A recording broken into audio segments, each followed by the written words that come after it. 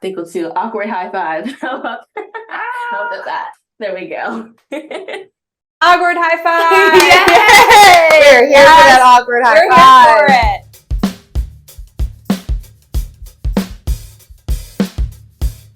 Welcome to another episode of Debt Free Stories. I'm Jen. I'm Jill. And we are the co-hosts of the Frugal Friends podcast and the Frugal Friends YouTube channel.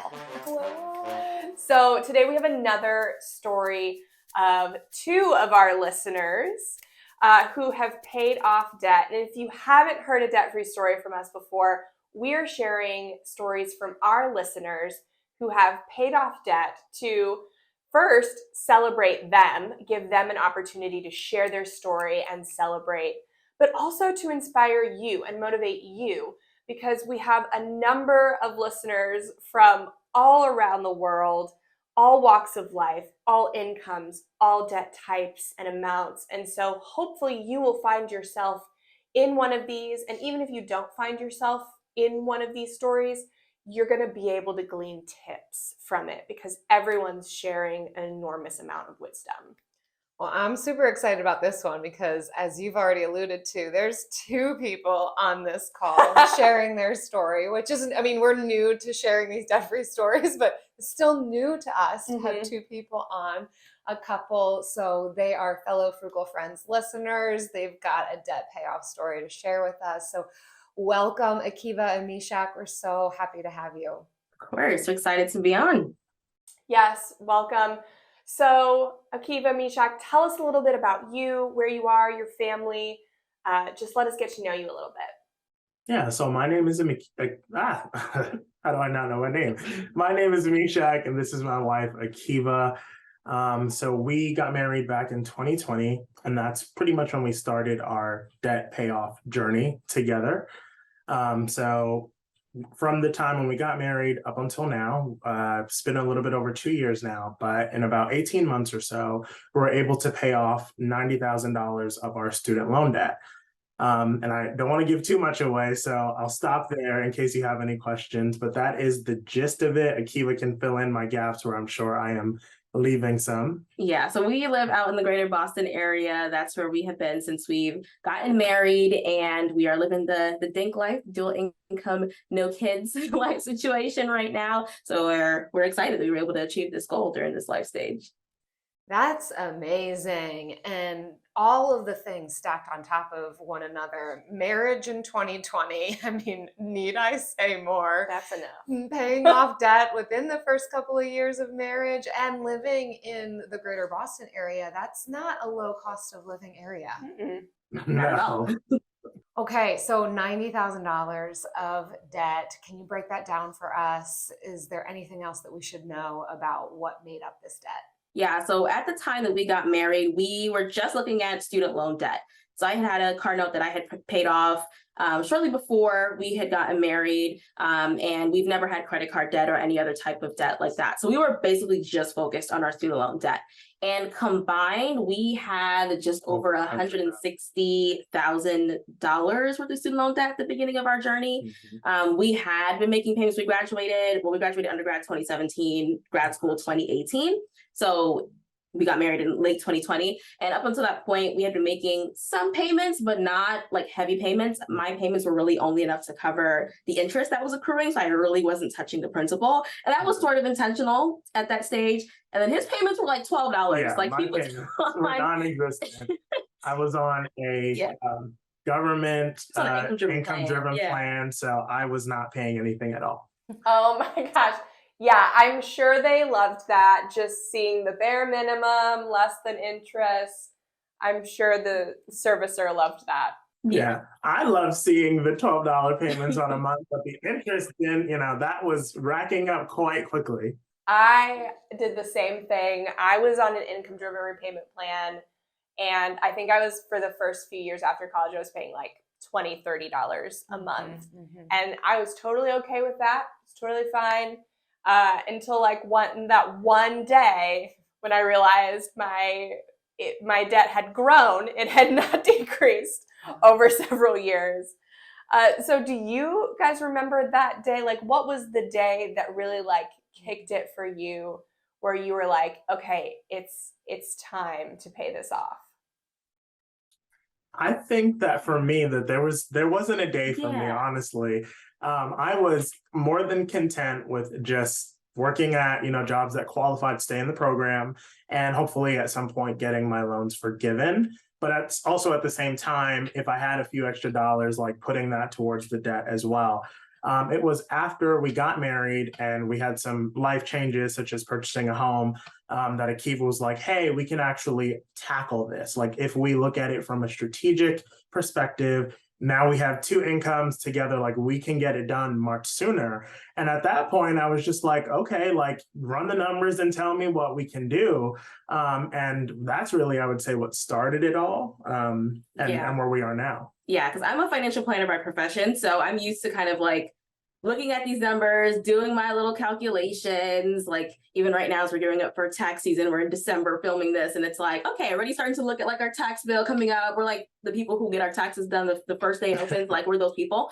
So I've always been that like proactive person. And for me, it was kind of just like a mental shift of, okay, like we're married now, we have, two incomes, one household now, whereas before it was we were living separately and all that stuff, maintaining our own lives. And so it was just like, this is a good moment to really try to prioritize this. Like we've paid for the wedding, we've gotten a lot of like our life goals, we bought the house, like we've done all those things. Like it's time for us to really pay more attention to this debt. And really we took the subsection, because I knew we weren't going to pay off all $160,000. So we weren't necessarily trying to become debt free, but we were trying to pay off the portion of our debt that was about above 5%. And that was our highest interest rate debt at that point, which equated to about $90,000. Smart, wicked smart. So for you, Meshack, is there anything that you can remember that Akeiva said to you that made you kind of willing to say, yeah, let's do this. Let's tackle the high interest debt? Yeah, I had to get hit with the emotional stuff. Or were you like, when she hit you with the logic, you were there? Emotion or logic? Yeah. Yeah, once she told me that, hey, this is possible for us to pay off this amount of debt by just using strategies such as living on one income. So that's what we decided to do. For the listeners out there, living on one income so that the other person's income could go solely towards debt. It was like, okay, can we do this? Like we crunched the numbers. Yeah, we can live comfortably like this. And it was just like, all right, let's go for it. So much so where she probably was just like, all right, calm down. Cause I'm just like, let's get it over with. Let's pay it off. And she's like, no. Like we can, use the funds once we've paid off the 90,000, put that towards other good use, such as retirement and things like that. But my thing was, I guess, the emotional attachment of, well, hey, if we can get rid of this in 3 years, 4 years, let's do that. And then let's focus on other things. So yeah, she keeps me grounded in the fact where it's looking at like what makes financial sense, not just what feels good. Yeah. And originally our timeline was 3 years. We thought that was super ambitious. Like our goal when we got married was we're going to get this 90,000 done in 3 years. And we got it done in basically exactly half the time. So we were just really excited about, being able to make that progress that quickly. Oh, Meshack, you and me, we are the same. Because I felt the same way. And my husband Travis is my like voice of reason, because I was like all or nothing, or I'm going all hard trying to do it the right way, and he's like, well, let's do it the smart way, like whatever. Yeah, that we are the same. And yeah, and we talk to people all the time too, where they think it's going to take one amount of time, and once you get going it takes much shorter. Yeah, oftentimes shorter, which is great. I mean, don't put that expectation on yourself, but it is great. Yeah.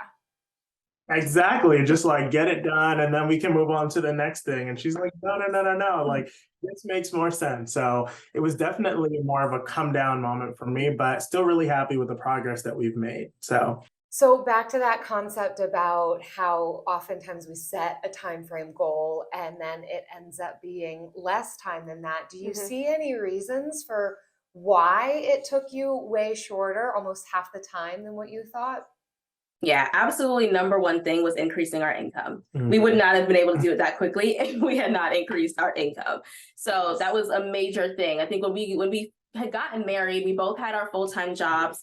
By the time we ended this, he had a new job, first of all, increase in pay. I had started a side job. He had a side job. So we went from like 2 full-time jobs to like 2 full-time jobs and like 2 part-time jobs. And then our business on top of that. Which we didn't pull from it all, the business at all. So we don't even really count that. But like, yeah, it would not have been done without that extra income at all. So definitely key. Okay, so what did you make when you started, and what did you work up to with all those side hustles or jobs? What did you work up to by the end of it? Yeah, so we were combined making about 140, I think, when we got married, about 140 or so. And then, like I said, by the time, he switched to a new higher paying job, I had got a raise at my job, my day job, a bonus at my job, as well as starting a part-time side hustle. I think got me about $10,000 or so from that. All that together, then I think we were closer to like 185, I think, or so combined when that was all said and done. So yeah, we were able to really put literal tens of thousands more onto the goal, which really helped to escalate that time frame.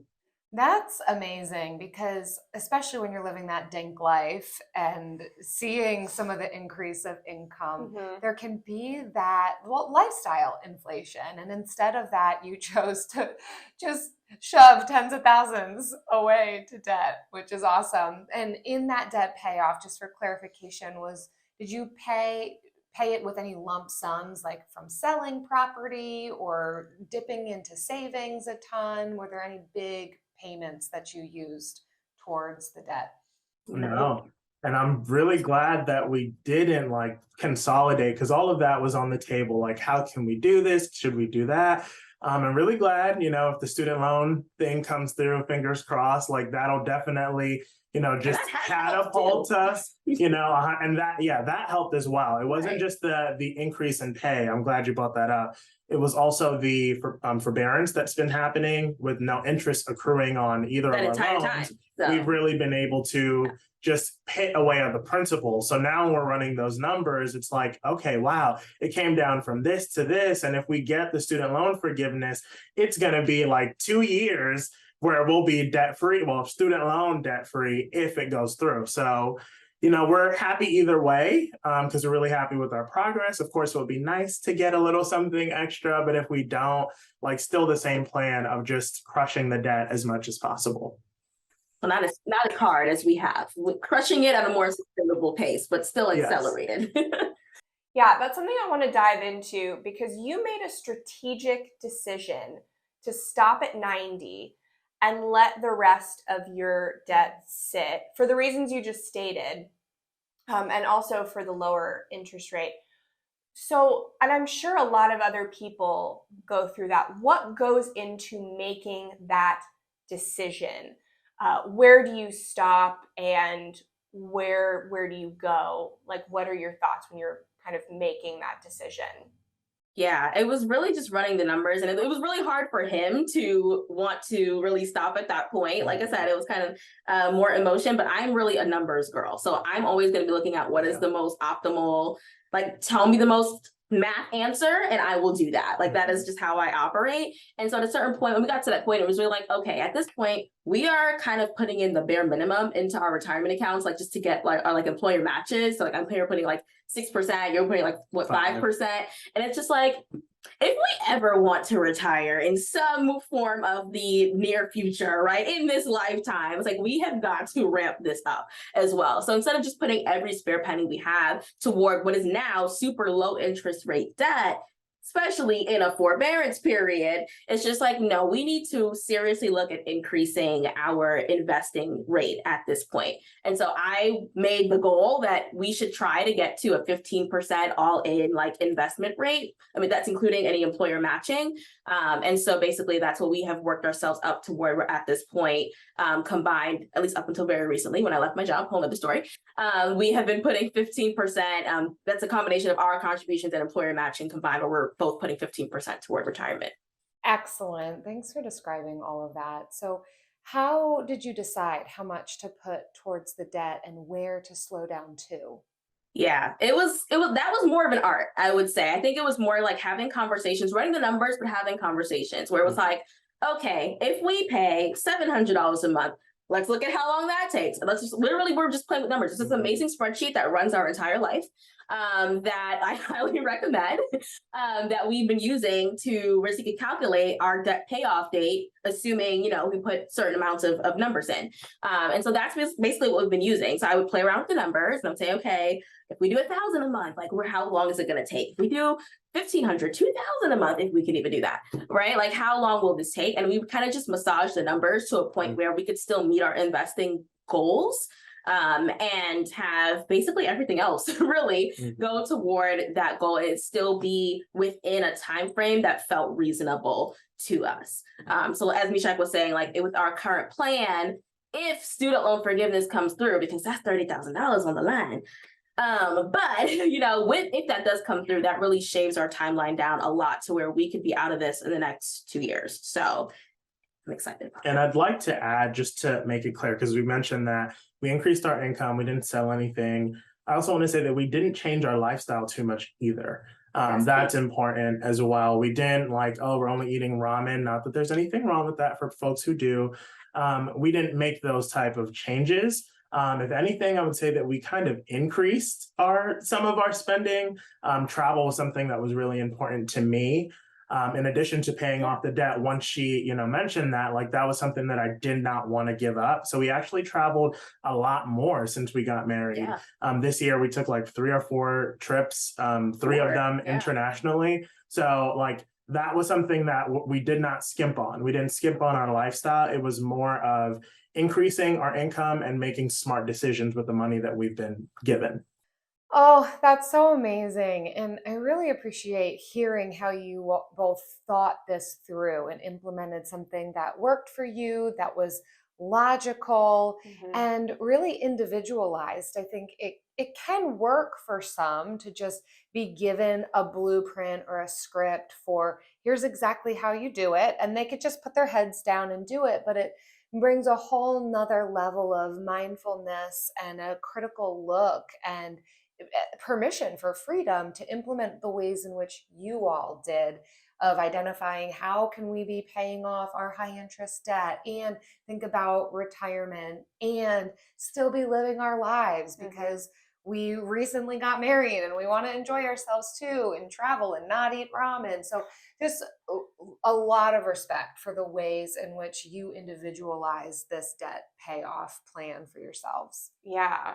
So what would you have said to you when you were starting out this journey? Or what would you say to somebody who is starting this journey and is where you were at? Yeah, it's really a balancing act. And really, I can't give one piece of advice because I think debt is such a sensitive subject for so many people, and the emotion that goes into that, I can easily say, I'm just going to do whatever the spreadsheet tells me, but that is not everybody, right? That's not even the vast majority of people.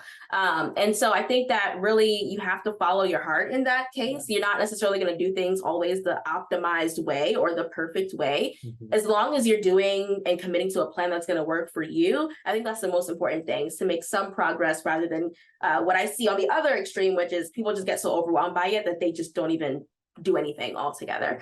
So I think it's kind of having that patience, knowing yourself, and not comparing your race to anybody else's. Got to kind of take it at your own pace. And I would add on to that is, for the individual that might not know anything at all about their debt, get comfortable with your numbers. Find out what your interest rates are. Get a spreadsheet, a notebook, Google, whatever it is that you're doing to keep track of things. Write it down so that you're aware of, okay, I have this debt with this company, this is the interest rate, because that's a good starting ground, where even if you do need some help to kind of point you in the right direction, at least you have the foundation. That's great advice. So when you calculated the numbers, did you find that it was better or worse than you expected? I don't think I quite had expectations. I kind of knew it was, but like I knew it was bad, and I was kind of keeping track of it, honestly, even as a student. It was kind of like I was watching the mess unfold before me, and I kind of just accepted it at a certain point. Like, especially when it was like going to grad school, and like, okay, I went into grad school purposefully knowing that I was adding on another $20,500 worth of debt. Like, I knew that at that point, I was cognizant of what I was doing, and just kind of had to accept that fact and realize that, like, it's okay, like, you're gonna figure it out, right? I do not think that we were like the normal high school students going to college. We went to high school together, and at that time we were looking at numbers like which school is giving us the most scholarships, the most grants, what makes the most sense. So I think we really knew going in at every phase when we were adding on debt what we were getting into.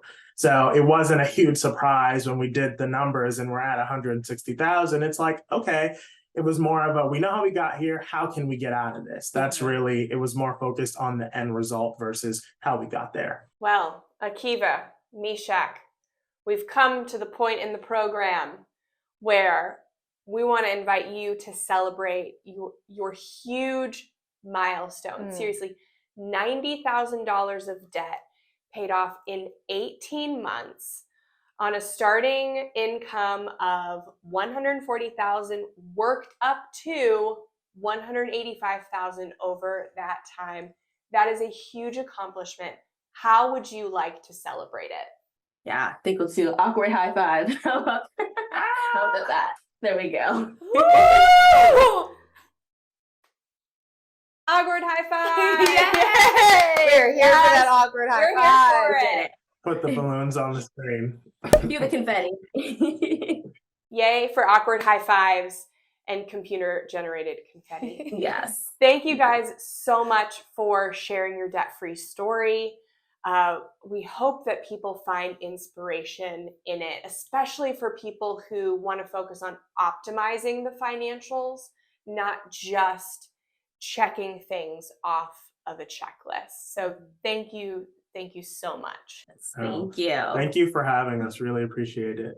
Yeah, what Akeiva and Meshack shared has even got me thinking. And I know that it's a lot of the things that we typically talk about individualizing and finding a plan that works for you, but hearing it back and from a kind of new, fresh perspective is giving me more to ponder, and just super motivating and affirming to hear your story. And I think what I also love about these debt-free stories is they are certainly all different. If you've listened to others, you know that not one is exactly the same, and the way that people go about it is not exactly the same. And it's not always complete debt freedom. Sometimes there's still a mortgage. Sometimes there's still a little bit more student loan debt. Sometimes it's all of it, and you are completely debt free. And we're here for all of it. And I hope that others listening or watching can find that freedom to know that it's not a one size fits all. Like Akeiva and Meshack, we could find an ability to really do a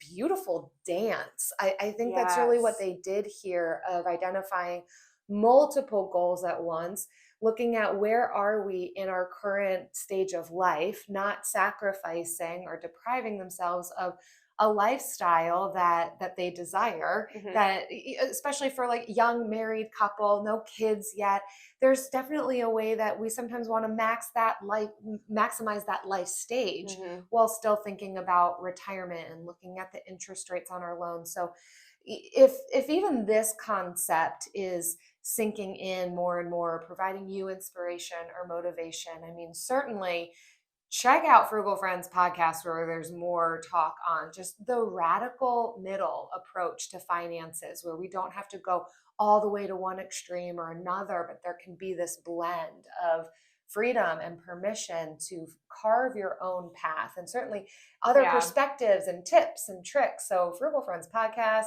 keep listening and watching these stories for more motivation. If you're watching and you're like, I've got one of these stories, either I'm completely debt free or I paid off some debt, I got a debt free or a debt payoff story, then certainly check out the link in the description and start going through the process to be able to have an interview with us, be on this YouTube channel. We'd love to hear from you. Yes, so please be sure to subscribe to the YouTube channel, Frugal Friends, and hit that notifications button to be notified when the rest of our debt-free stories come out for this season. And hit that plus button wherever you listen to podcasts to subscribe to Frugal Friends podcast. Whether you are trying to pay off debt, save money, invest for retirement, everything we post and we record on the podcast is meant to help you do it in a way that stores your money well, your time, your resources, and it just allows you to be good with your money without all the deprivation and without all the rigidity. So we hope to see you again, whether it's in the comments on the video, in the reviews on the podcast, or maybe sharing your debt-free story.